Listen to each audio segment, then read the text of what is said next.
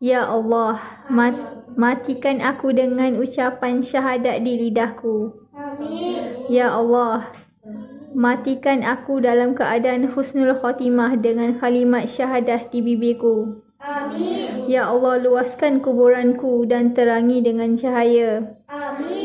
Ya Allah, aku memohon naungan-Mu di padang mahsyar. Ya Allah, ringankanlah pertanyaan tentang kuburan.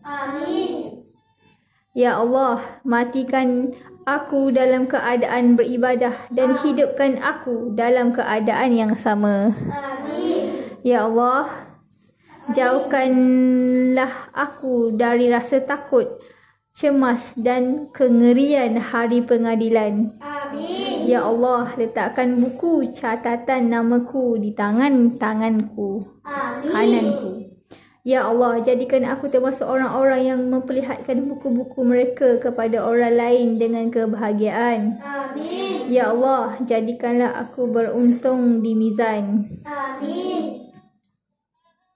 Ya Allah, bantulah aku melewati siratul mustaqim secepat kilat.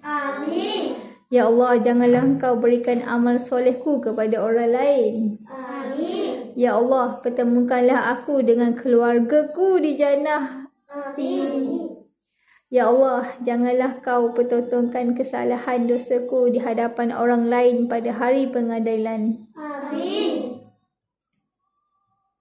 Ya Allah, berikanlah aku hati yang bersih. Ya Allah, bersihkanlah hatiku dari kedengkian, kecemburuan, kebencian, kekaguman diri, pamer dan iri hati. Ya Allah, berikanlah aku untuk memaafkan orang lain dan membuat orang lain memaafkan kesalahan-kesalahanku. Berikanlah aku kesabaran yang indah. Ya Allah, aku sedang butuh kun fayakunmu. Allahumma yassir wala tu'assirmu. Kabulkanlah doa yang setiap hari aku ulang. Bantulah aku dan berikan keajaiban. Amin ya rabbal alamin.